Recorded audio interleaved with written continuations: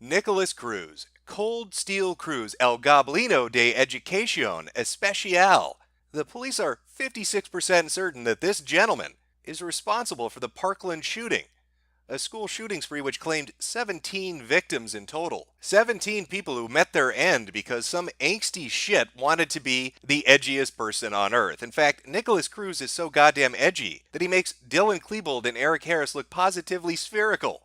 Now, a while back, I had done a video on another spree killer, a Randy Stair, somebody who wanted to be reincarnated as a transsexual cartoon ghost girl. And the way he went about that was murdering his coworkers at the grocery store, because of course, that's how you become a cartoon character, with the blood of the innocent. Now, at the end of the video about Randy Stair, I'd given my opinion on how to deal with these kinds of individuals. I'd said that mockery and shame was the best approach, and that's an opinion I still hold true to.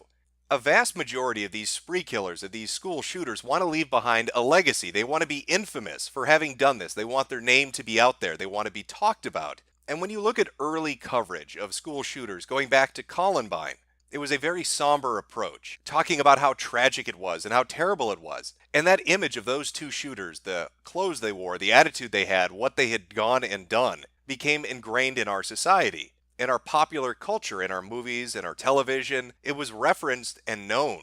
And so a lot of these individuals that grew up to want to emulate that looked up to them because the coverage they had received is something that they themselves wanted as well.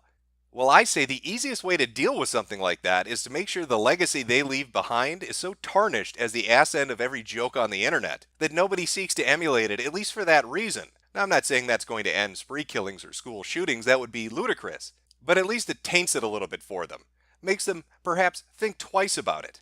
And what exactly is it they'll be thinking twice about? Well, that's what brings us to the subject of this video. In fact, I need to thank the exceptional individual that is Nicholas Cruz, because without watching this, I probably would have left these videos as one-offs. Now, I had one planned for about a week out, about another school shooter that was defeated by a piece of furniture, and his online history. But after this Nicholas Cruz video, I've decided, fuck it, I'm going to make it a series. I'm going to pursue my little theory that if you mock these idiots enough, if you look at the dumb shit they do and the stupid shit that they say and write, nobody is going to want to emulate it because they know the end result is going to be the internet picking it apart and laughing at them. Now, this isn't an in-depth video into good old Coldsteel. That's going to wait until after his trial. I'm going to see how that turns out before I really cover everything, and there's a lot to cover.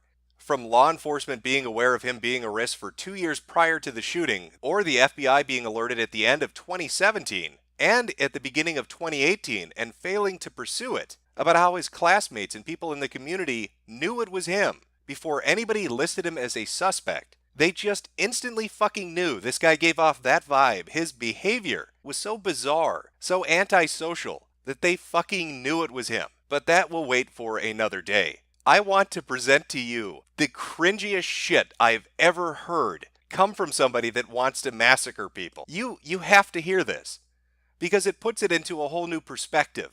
This isn't some badass that killed a bunch of fucking people. This isn't some lost, hurt little boy that couldn't find a friend. This is a sped. He is a fucking spurg. And when you hear this audio, when you see these videos, it really helps to paint a better picture of just who Coldsteel Cruz really was. Hello, my name is Nick, and I'm going to be the next school shooter of 2018. My goal is at least 20 people with an AR-15 and a couple tracer rounds. I think I can get done. Location is Stone Douglas in Parkland, Florida. It's going to be a big event. And when you see me on the news, you'll all know who I am. You're all going to die. Pew, pew, pew, pew, pew.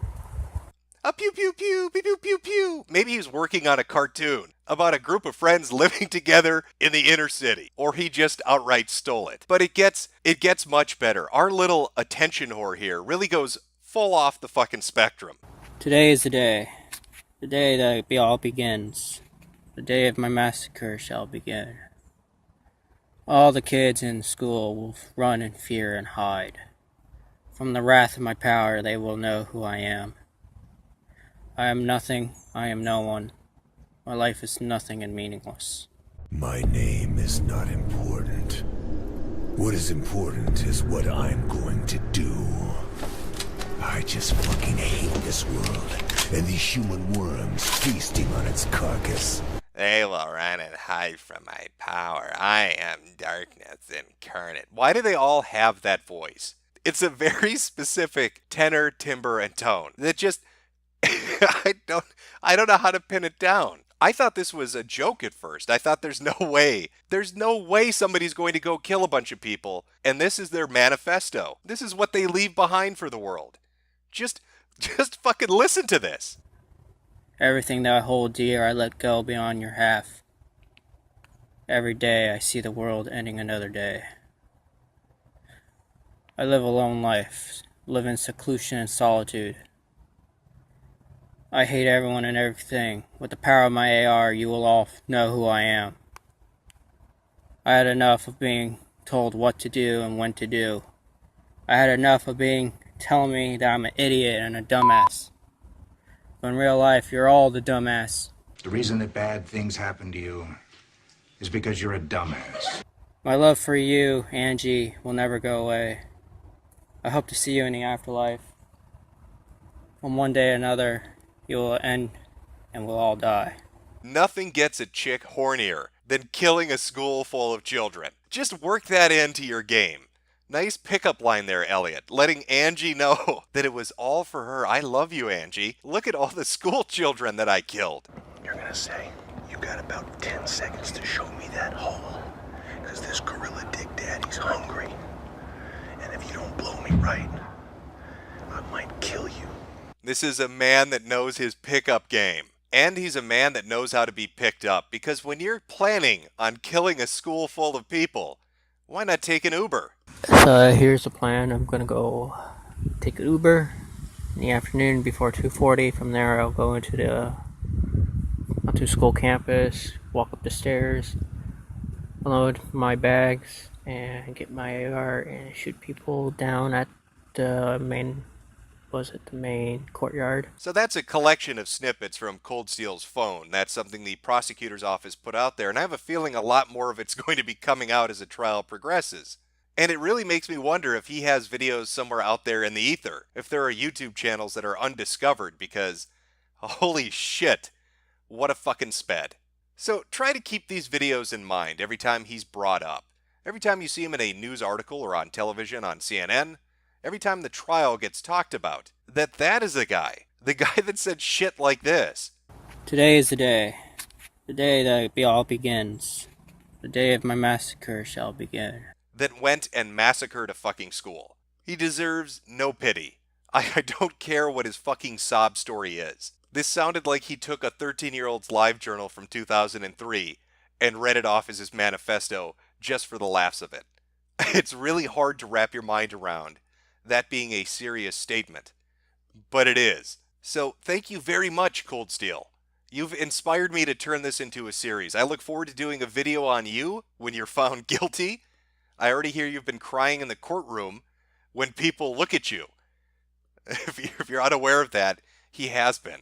If you look at him for too long in the courtroom, he starts to cry. So good luck in prison, buddy. You'd better hope they give you the death sentence, because I don't think you can get away from your cellmate looking at you. And crying in the corner isn't going to set the best first impression in fucking Leavenworth.